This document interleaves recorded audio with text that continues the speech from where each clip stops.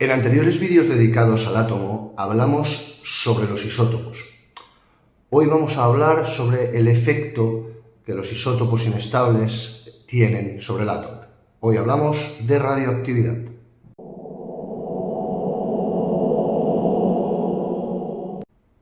La radioactividad fue descubierta en 1896 por el químico francés Henri Becquerel.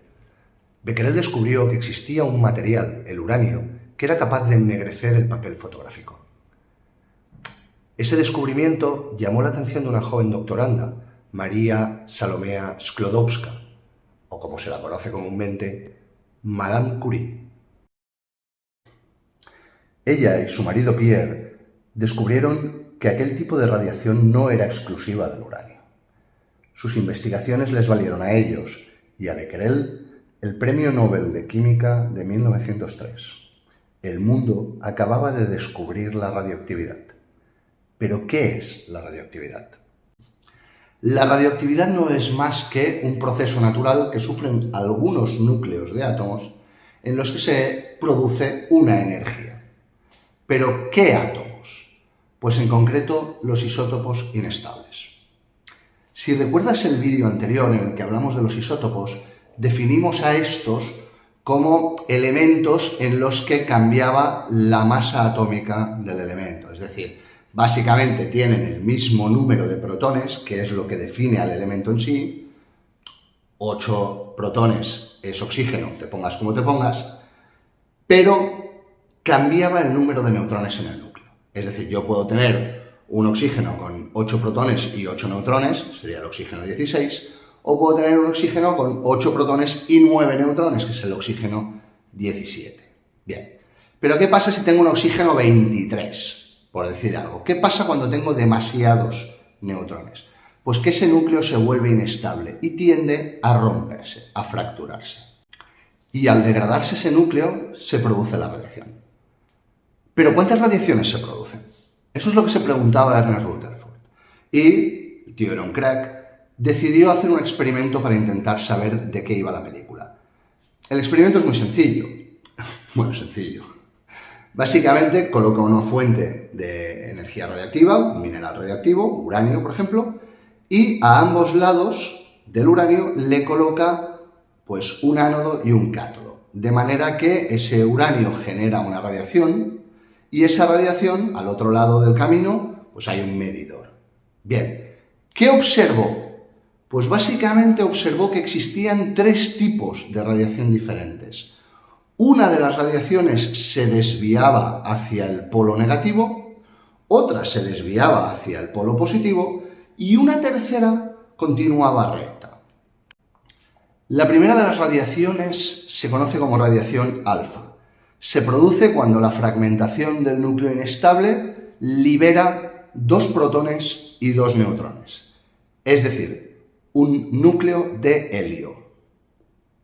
Evidentemente, este núcleo de helio no lleva asociados los electrones, por lo tanto, es un núcleo de helio cargado positivamente, con +2, y evidentemente va a ser muy ionizante. Es decir, a la que pille un electrón lo arranca de donde sea.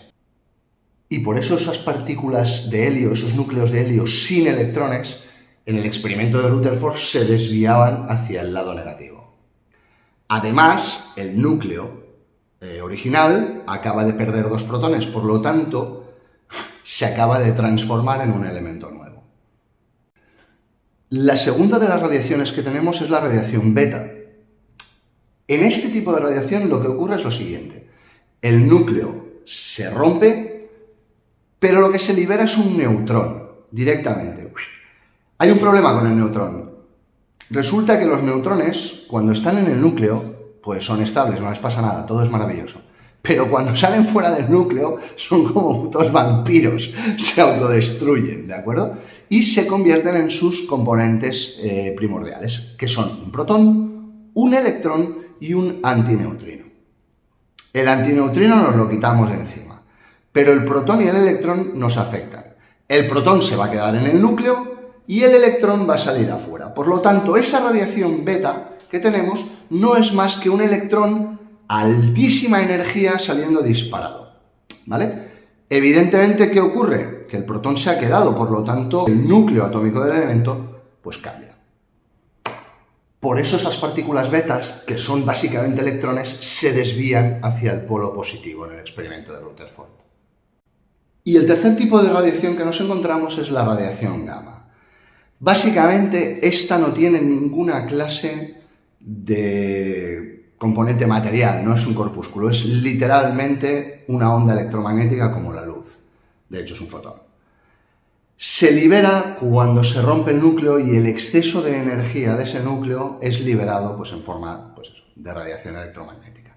Este tipo de radiación es muy penetrante y es capaz de afectar básicamente a seres vivos. Así que básicamente lo que vamos a tener son tres tipos de radiaciones con una capacidad de penetración progresiva.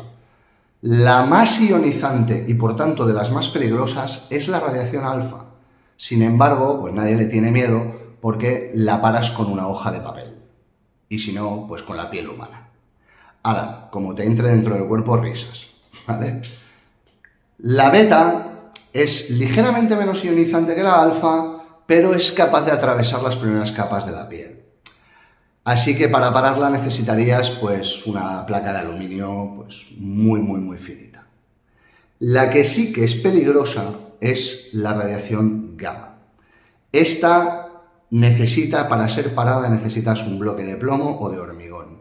Y como te cruce, pues resulta que va a ionizar a tus células y si ioniza a tus células, pues o una de dos, o pillas superpoderes o pillas cáncer.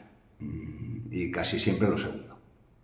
Vale, Alex, todo esto está muy bien. Hay materiales naturales capaces de desintegrarse y convertirse en materiales diferentes y que por el camino además generan energía. Vale, guay. ¿Pero hay alguna manera de utilizar esto, de aplicarlo de alguna manera? Pues sí. La idea se le ocurrió a un señor alemán llamado Otto Hahn en 1939 y eso le valió el Premio Nobel de Química.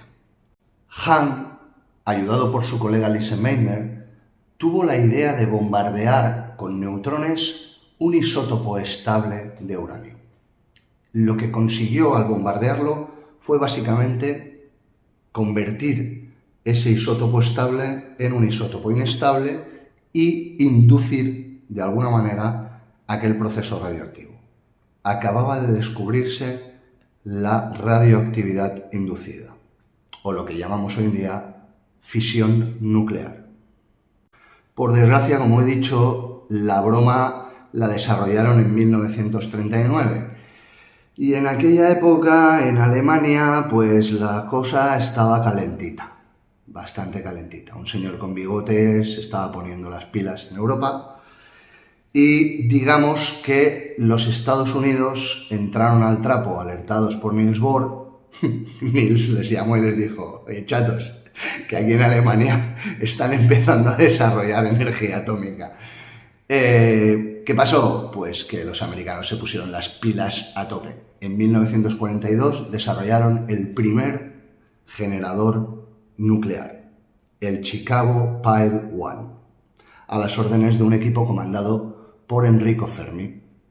Básicamente, la reacción nuclear se trataba de controlar mediante unas barras de grafito que sirven para, digamos, cazar los neutrones y evitar que la cosa se salga de madre. El calor generado por la reacción es utilizado para calentar agua y este agua, a su vez, se convierte en vapor y, digamos, que mueve una turbina que genera corriente eléctrica. Y 3 años después, fueron los Estados Unidos de nuevo quienes, esta vez al mando de Robert Oppenheimer, desarrollaron el proyecto Manhattan, que dio como resultado la creación de la primera bomba atómica de la historia. Hasta aquí el vídeo sobre radioactividad. Espero que te haya resultado útil. En el próximo vídeo de esta serie hablaremos sobre ionicidad, ¿de acuerdo? Sobre la variación de electrones en los átomos y cuál es el efecto que produce. Y bueno, hasta entonces, gracias por tu tiempo. Nos vemos en el próximo vídeo. Adiós.